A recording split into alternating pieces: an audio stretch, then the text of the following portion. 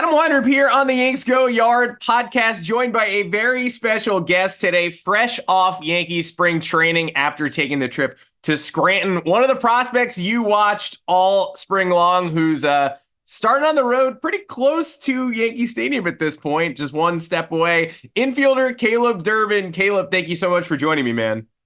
Yeah, of course. No, thanks for having me. I'm excited. So you just finished your first big league spring training with the Yankees.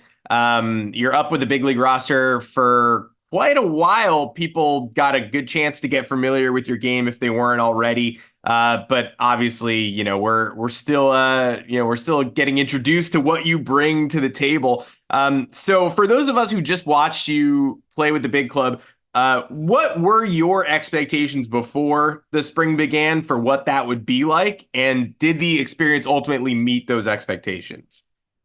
Yeah, I mean, I was super excited for the opportunity because anytime you get to be around those coaches and the type of players that are on that team, it's a pretty amazing opportunity. I wanted to go in there and compete. Kind of, I don't know if I knew I wasn't gonna, come out with a spot, but I knew I was gonna get a lot out of it. And at the very least, I wanted to show them what I could do. Kind of a first impression for the coaching staff. So, wanted to do a good job there and leave a good first impression. But also take a lot away just observing the guys in that locker room on and off the field. Got a lot out of it though.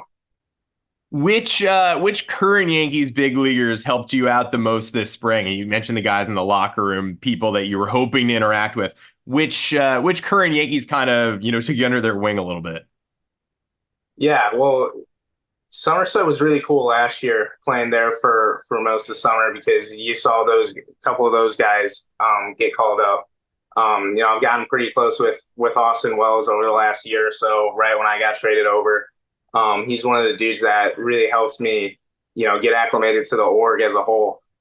So he was a dude that, he's a really good dude, and he helped me get acclimated to that side of things. Everson Pereira, Jason Dominguez, guys that I played with that, went up there at the end of the year that also helps me.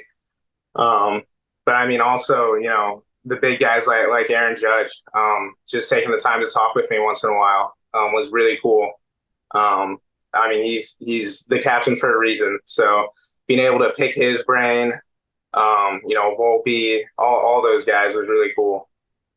And the Yankees at spring training, we see it from afar. They sort of make it a point to bring in some legendary guys from the team. Like in years past, we see Andy Pettitte, I think, is going to be a pretty big part of this team moving forward. And I think a lot of those guys were working around the spring breakout game and stuff too. Were there any legendary Yankees who you got a chance to go face to face with this spring that maybe you weren't expecting? Or if there's somebody you haven't met yet, is there anybody that you're looking to meet? Yeah, Willie Randolph was one guy that was really cool. Nice.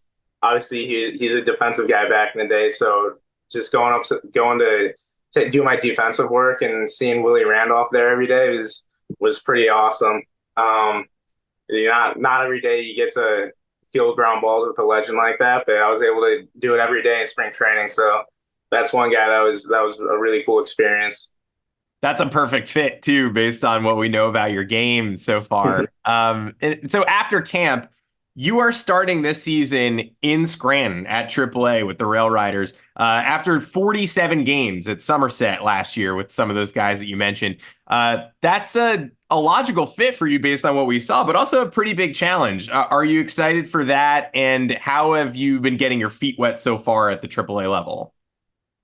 Yeah, super excited for it.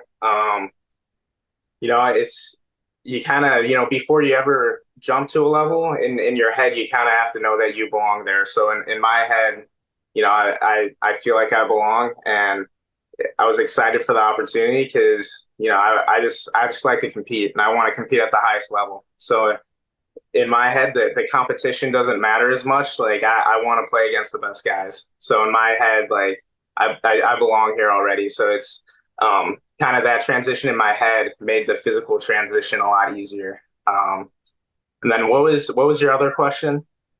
Oh, I Do you have mean, off that? no, that was pretty much it. But I know that you got to Scranton in a pretty unique way, like not just getting called up, but physically getting to Scranton. 'Cause we were talking last week, and you were driving all the way up the East Coast. Tell me a little bit more about that. It's like what drove you to do that, and what was that trip like? Yeah. Well, they told us really the day before we had to leave, which is typically how it goes because they want you being locked into spring training and whatnot. Um, so finished up practice on, I believe, on Monday, last Monday, and then drove 8 hours. I think I got to Fayetteville, North Carolina, in around 10 o'clock or 11. Stayed the night there, and then got up, drove 8 more hours to Scranton. That's part of it. It's not glorious, but it gets the job done. And now it's over, so now you don't have to do it again. Yeah, now I'm here, so it paid off. I mean, that's crazy and amazing, and also just so minor league baseball. But you're one level away from the show. You've been a Yankee for a little over a year now. You were drafted by the Atlanta Braves. So talk me through a little bit. Leaving college, joining pro ball. Did you expect to be drafted coming out of the school that you came out of? What did you foresee for yourself and your own career path coming out of college and entering the pros? I mean, based on what you're sharing already about knowing you need to belong at a level in order to feel comfortable there, I feel like I kind of already know what mindset you started with. But yeah, coming out of small school, going to the Atlanta Braves system, what did you foresee for yourself at that point? Yeah, it's kind of like what you said. Like I wanted to have the mindset that I was going to do it because ultimately that kind of helps me put in the work. Like if you really believe in yourself, you're going to work as hard as you can to get there. You're not just going to think the work's a waste of time or whatnot. But I'm also human. There's those doubts that creep in. I understand that the school I went to, it's not very likely, that guys get drafted out of a D3 school, at all. So, but yeah, you kind of have to have that mindset that it's possible. And then once the draft actually got closer, the Brave scout was really JD French. He's really the only guy that was talking to me throughout the whole process. Came out to see me play in the middle of nowhere in Indiana. And then, called me once about a month before the draft, saying, "Hey man, like I'm going to try to get you for us." And then, another week in advance. And then on draft day, let me know that they're going to get me between 10 and 15. And I was stoked. I wasn't too picky about the money. I just wanted a shot. So hearing or seeing my name called on the draft board was, the most exciting moment of my life, probably. And then shortly thereafter, kind of, the Yankees target you in a trade. What are you thinking when you got that initial shock of switching organizations, obviously, but they go ahead and seek you out, a mid-round draft pick, small school guy, you feel like you're flying under the radar a little bit. All of a sudden, boom, the Yankees go and get you. What does that feel like? How does that change your mindset once you know that other teams out there are noticing what you're doing? Yeah. Ultimately, I mean, boost of confidence right away, I think. You kind of took a couple days to put it all together. It's like, the Braves don't like me or the Yankees really like me. You just kind of get in your own head, but ultimately it's a business. And, when there's a big leaguer involved, it's not a bad thing within a trade. So, yeah, when another team likes you, because like I said, the Braves are really the only team talking to me throughout the whole draft process. So when another team, knows your name and knows who you are, it's a good feeling. And then when it's the Yankees, it's an even better feeling because of, growing up watching them, such a legendary organization. Growing up as a kid, were you a fan, a hater, or did you kind of just tolerate them? Because it does feel like there's a lot of biases going on when people grow up watching the Yankees dominate. You either love them or you usually hate them.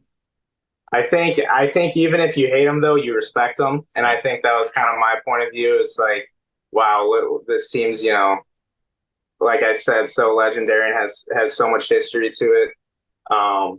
But then obviously they get to the playoffs, and I'm an underdog guy, so I'm typically rooting for the underdog. But there's always that level of respect. It's like the Boston rivalry. It's like you hate them, but you kind of respect them. But it's kind of that way growing up. The pinstripes have always looked special to me. I wish I respected Boston, and maybe I'll get there someday. At this point, I still Yeah, don't. At this point, I still I'm don't. still new, so maybe I'll grow to hate them more. Don't worry. Yeah, we'll see. We'll see.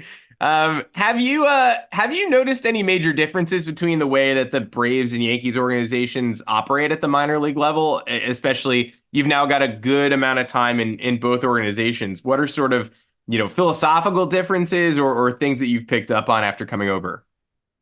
Yeah, that's a good question. It's a little bit different the way, at least even throughout the year, but definitely in spring training, there's a little bit more technology used on the Yankees side, at least from what I saw. Only had one spring training with the Braves, and it was my first spring training.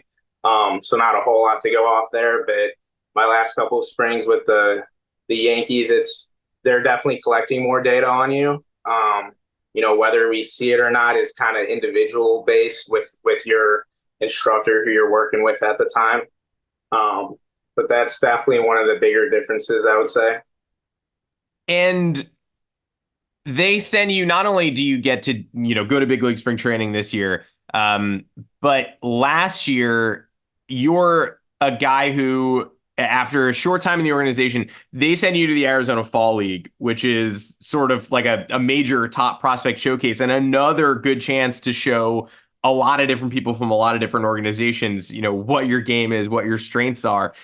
Tell us a little bit about your AFL experience. How motivated were you to measure up with so many MLB top prospects? And was there any helpful feedback you got from your time in Arizona?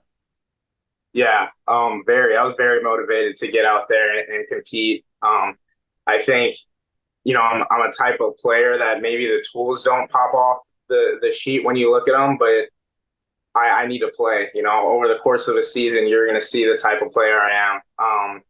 And the fall league was, for me, like in my head, I knew it was a good spot for me to get there and compete, just because it is, highly touted. Like there's a lot of scouts there, and a lot of, more importantly, more really good prospects there that, I was able to stack up against. And yeah, I got a lot of good feedback. Was kind of able to show a lot of parts of my game. That I was injured for a little bit last year, so that was unfortunate. But it still had a pretty good year last year. But the fall league was a great way for me to kind of get more games, and I think ultimately just show a little bit more of the type of game that I can play, and how I can affect the game in multiple ways. Speaking of that and your tools, you feel like, to me, like an almost totally unique, top prospect, potential big leaguer, like, able to fill, infield positions, play solid defense, just agitate, like bat on ball. But you've also got you got a good deal of pop. Like, which big leaguers do you compare yourself to, and who did you model your game after growing up? Because it's ended up in a place that really does feel like you're your own unique package. Yeah, I think I've heard, you're not going to like this. He's a Boston guy, but Oh, I know. Yeah, Dustin Pedroia. I mean, just kind of the way he plays more than anything. Yeah, watching him a ton growing up. Obviously, like Jeter, loved watching. He's a good guy that kind of sprays the ball all over the field. But then this is kind of cliche one, but Altuve, like the way he kind of plays, and small guy with juice. Like I think I can unlock a little bit more of what he's able to do. Obviously, he's able to do it at the big league level too. So got a little bit more work to put in to get there. But definitely, there's guys in the league that are my stature. Was with the Braves, got to see Albies quite a bit. There's guys out there not too different from me. So definitely, more inspiring than anything. And I'm able to kind of see what they're doing and take some inspiration from it. See, you said you're not going to like this before you compared yourself to Pedroia's game. I'm going to be honest with you. I've been begging for the Yankees to have their own Dustin Pedroia for like 15 years. So I actually Uh, am gonna like that a lot. If that's who you're emulating, I'm gonna love that. I guess, yeah. I guess if he's on your team, it's not as bad. Yeah, I had to delete some tweets from like 2008 because I don't know. I was unfiltered, but that guy is such a unique beast. And so yeah, you couldn't pick a better player to model your game after for sure.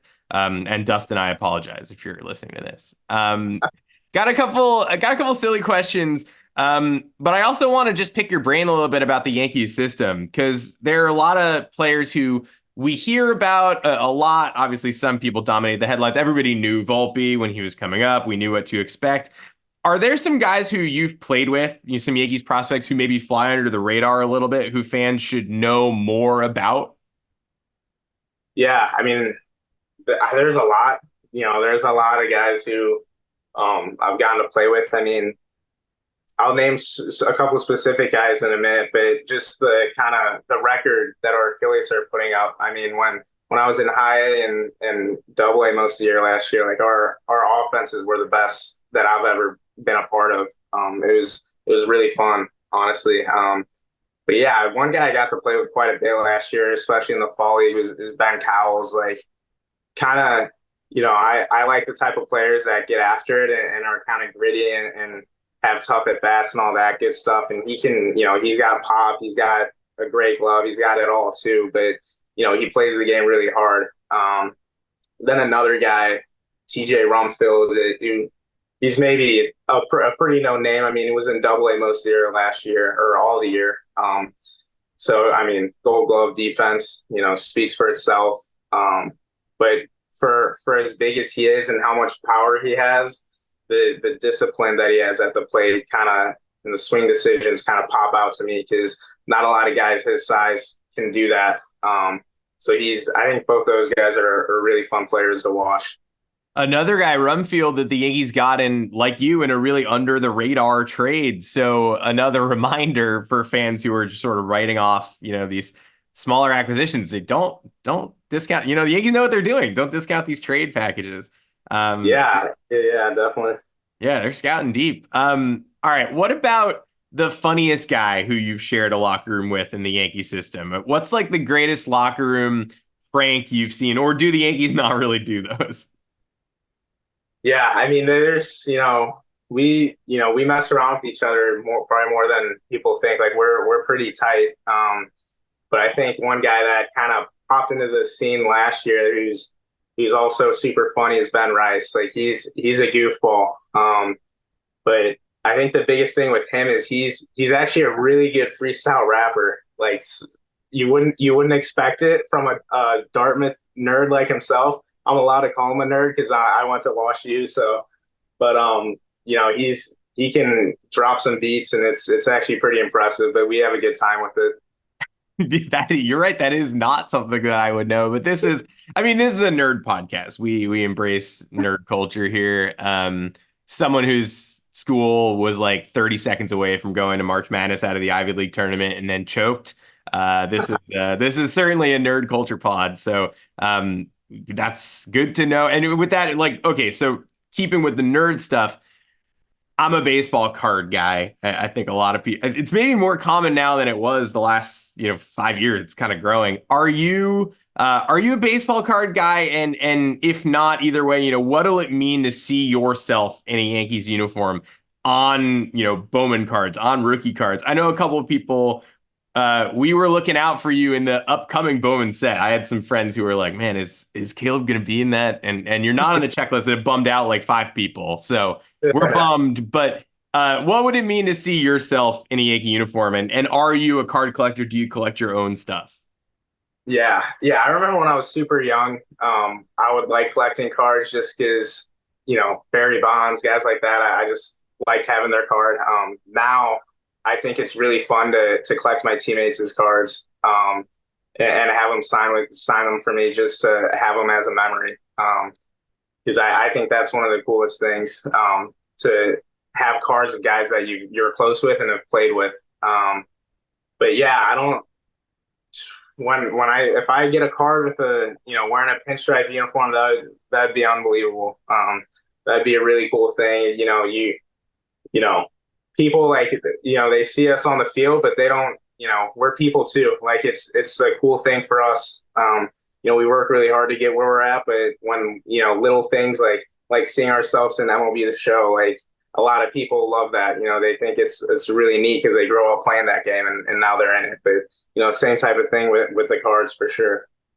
Do you have a jersey number that you prefer that you'd love to wear in pinstripes, or is it kind of just like, hey, whatever they give me, I'll take it? Yeah, at this point, you get to Pro Bowl and your number it changes basically every year. So I'm not picky with that. I know there's a lot of numbers retired, so the ones I wore in high school, all throughout high school and college, are probably not available. With the Yankees. So I'll take anything as long as the jersey's not too big on me. I'll be fine with it. Were you a 15 guy in high school for Pedroia, or no? What'd you wear back then? No, I wore three. So my brother wore three. He's a couple years older than me, so I looked up to him obviously. So I always wore three, and then in college they gave me a number and it was six, so six became my number. But Pro Bowl kind of, which is ironic because I'm number six with the Rail Riders right now, so it ended up working out. Nice. Yeah, I hate to break it to you, but three is in fact retired, Yeah, unfortunately. I kind of knew that one. So yeah, you never know. I think 33 is still available, so we'll see. I'll make some calls. Yeah. What about just